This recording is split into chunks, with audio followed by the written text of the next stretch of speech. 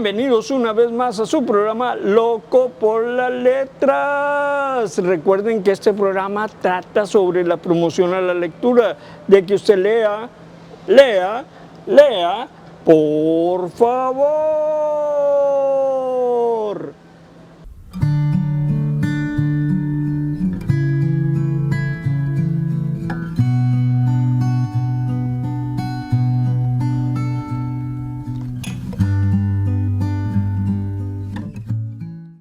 Pues qué bueno que siguen aquí con nosotros en su programa Loco por las Letras. Yo soy su amigo René Rojas Santana y antes de comenzar sí me gustaría que le dieran un like a este video. Nos ayudan mucho con ese like, que se suscribieran y que hicieran sus comentarios aquí si quieren que les mande algún saludo, saludos para mi sobrino nieto Miguelito hasta San Antonio, Texas, para Javi Villacobos, para todas las personas que nos han escrito, que nos han puesto algún comentario. Me da mucho gusto, muchas gracias por sus comentarios y pues vamos a seguir adelante. La semana pasada hablé del libro El Decamerón de Giovanni Boccaccio y les dije que les iba a leer un cuento porque estos cuentos son un poquito largos. Este cuento que quiero leerles se llama El jardinero del convento y dice así: Masetto de Lamporecchio, está en italiano, se finge mudo y es jardinero en un convento de religiosas, todas las cuales se lo disputan por amante. Dice, hubo en nuestro país y todavía existe un convento de monjas conocidos por su santidad. No lo nombraré para no disminuir su fama. No vivían en él hace poco tiempo más que 8 religiosas y una abadesa, todas jóvenes y bonitas. Tenían para que les cuidara el jardín a un pobre hombre que no estaba contento con las ganancias que obtenía. Las abandonó después de haber arreglado sus cuentas con el administrador del convento y regresó al Lamporecchio, lugar de donde era. A su llegada, los compañeros fueron a darle la bienvenida. Había entre ellos un joven campesino de nombre Masetto, dotado de una constitución robusta y bien parecido para ser un labrador. Masetto le preguntó al recién llegado dónde había permanecido durante tanto tiempo. Nuto, que así se llamaba el pobre hombre, le contó su historia. Masetto le preguntó entonces que cuál era su ocupación en el convento. Cuidaba de un bonito jardín que tienen las monjas. De vez en cuando iba a buscar leña al bosque, sacaba agua y hacía otros pequeños servicios de esta naturaleza. Pero las religiosas me daban muy poco salario por todo ello, de modo que apenas si me alcanzaba para pagar los zapatos que gastaba en el trabajo. Pero lo peor de todo es que todas son jóvenes y parece que tuvieran el diablo en el cuerpo. No se puede hacer nada a su gusto. Alguna vez, mientras estaba ocupado en mi trabajo del jardín, venían a atormentarme diciéndome, pon esto aquí, no, ponlo allá. Y añadía una tercera, ahí no está bien, dicho lo cual me quitaba la azada de las manos. En resumen, me daban tanta guerra que en más de una ocasión hubo de abandonar el trabajo y dejar el jardín. De manera que por una u otra cosa, lo cierto es que me cansé de seguir allá y me vine.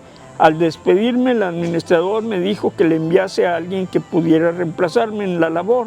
Yo le prometí que trataría de hallar un sustituto, pero Dios me guarde de encontrarlo, pues no deseo enviarle allí a nadie.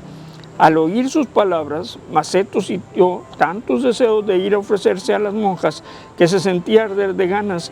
Tenía sus opiniones y pensaba después de lo que acababa de escuchar que podría llegar a tener éxito en lo que proyectaba. Para alcanzar con mayor facilidad sus fines, creyó debía ocultar su proyecto a Nuto. Claro que has hecho bien dejándolas, dijo. ¿Cómo es posible que un hombre aguante al lado de tantas mujeres? ¿Y cómo podría resistir la tentación? Mejor le valdría estar entre demonios. 6 veces de 7, ni ellas mismas saben lo que quieren. Apenas se separaron y terminando la conversación, Masetto se puso a pensar qué medio emplearía para introducirse en el convento. Él sabía que se hallaba en estado de desempeñar todos los pequeños servicios de que Nuto le había hablado. No sentía inquietud ninguna a tal respecto. Su único temor consistía en su juventud y en su porte gentil, no fuera ello a ser obstáculo para que le admitieran. A fuerza de reflexionar, tuvo una buena idea. El convento, se dijo, está muy lejos de aquí, así que nadie me conocerá. Si pudiera hacerme pasar por mudo, estoy seguro que no sería rechazado. Convencido de que aquello era lo mejor, se echó el hacha a la espalda y sin decirle a nadie dónde iba, marchó al convento. Llegado a él, entró y vio al administrador en el patio. Fue a su lado, le hizo comprender por medio de señas y gestos que pedía por amor de Dios algo de comer y que si tenía necesidad de alguien para hacer leña o cualquier otro servicio, él lo haría con gusto. El administrador le dio algo de comer y luego le mostró algunos gruesos troncos que Nuto no había podido cortar. Maceto, que era muy fuerte, los hizo pedazos en unos instantes. Teniendo entonces el administrador necesidad de ir al bosque, le llevó consigo y le hizo cortar leña.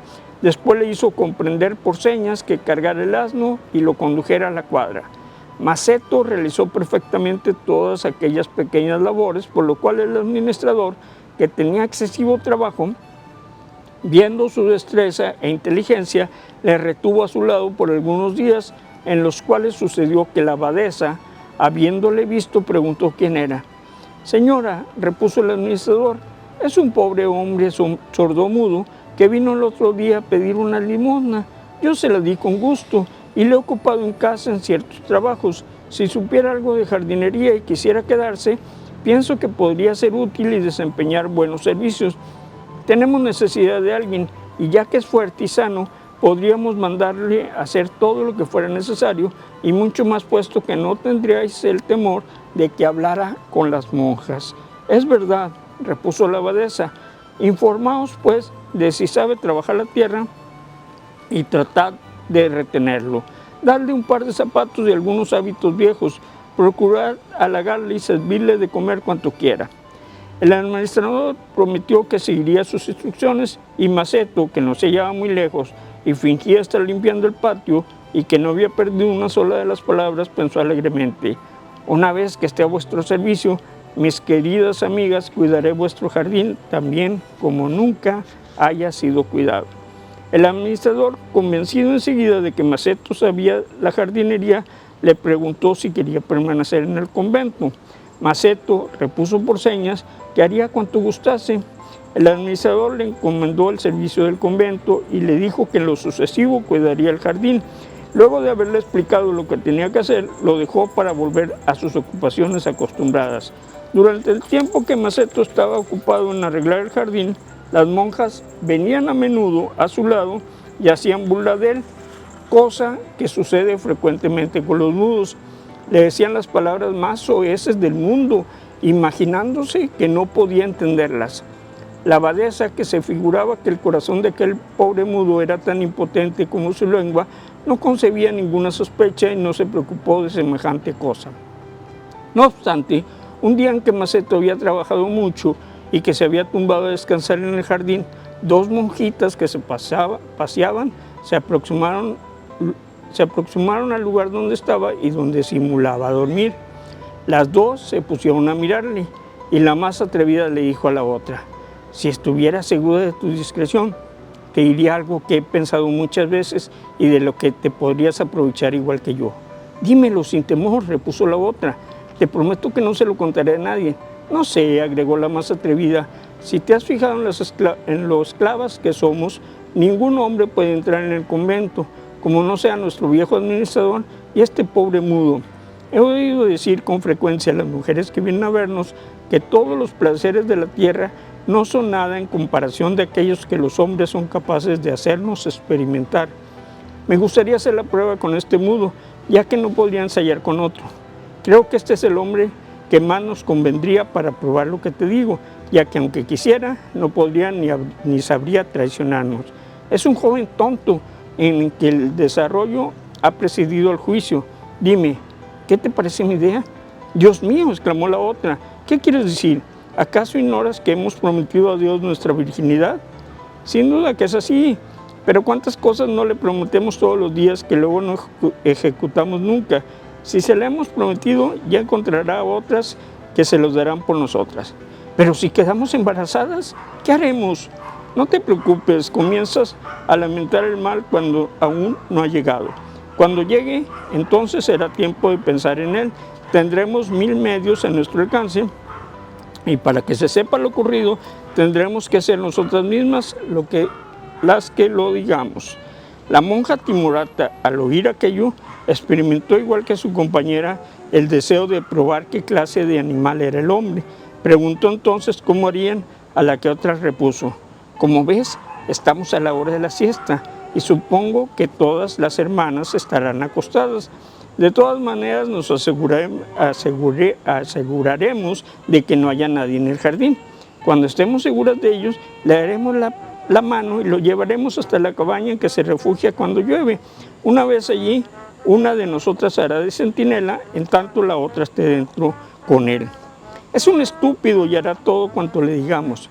Maceto había oído aquella conversación y ardía de impaciencia porque llegase el momento en que una de ellas fuera a despertarlo. Las dos, después de haber mirado por todas partes y haberse asegurado que no podía verlas nadie, se aproximaron al joven y la que era autora del proyecto lo despertó.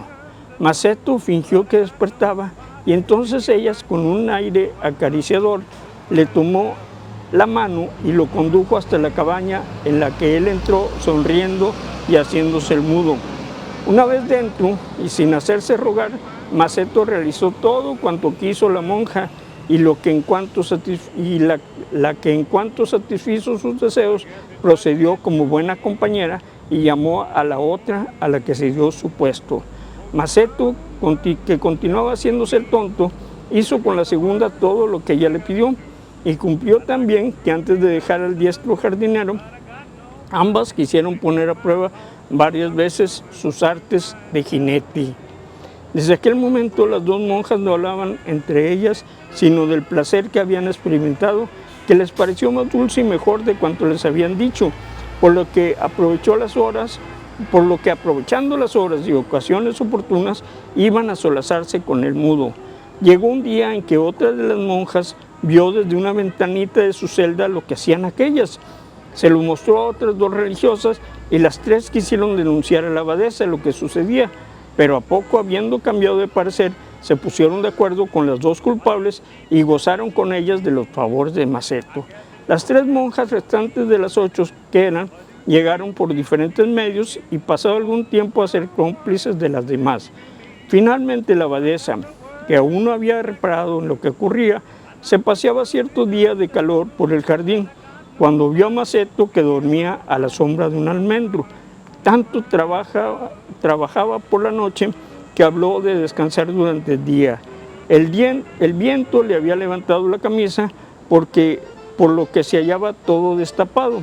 Al ver aquello, la madre abadesa sucumbió a la misma tentación que sus monjas y viendo que estaba sola, despertó a Maceto y le llevó consigo a su celda. Allí le hizo trabajar de lo lindo, poniéndolo a prueba, para desesperación de las monjas que se lamentaban que no fuera a cuidar su jardín. Lo tuvo a su lado varios días, al cabo de los cuales lo dejó salir, pero a condición de que volviera con frecuencia. Como quiera que la abadesa exigía más de lo que Maceto podía dar, el pobre se vio en la imposibilidad de dar gusto a las monjas. Comprendió a sí mismo que si seguía fingiéndose mudo, resultaría a la postre perjudicado, por lo que una noche, en la que estaba acostado con la abadesa, rompió de pronto a hablar y dijo: ¿qué dijo? Señora, tengo entendido que un gallo basta para 10 gallinas, pero que 10 hombres apenas pueden satisfacer a una mujer, como he hecho yo para dar gusto a 9. Después de cuanto he hecho, para casi nada valgo. No puedo más, así que buscad una solución, o por favor, dejad que me vaya.